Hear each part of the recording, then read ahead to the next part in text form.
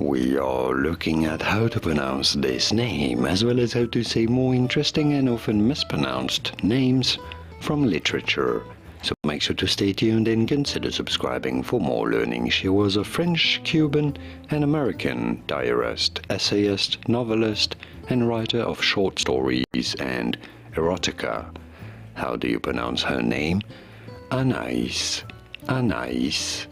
Being a French surname, Anaïs Nin. Anaïs Nin. Pretty straightforward. Once you know, Anaïs Nin. And now you know. Did you get this? Was this any helpful? Let me know in the comments and by using the like button.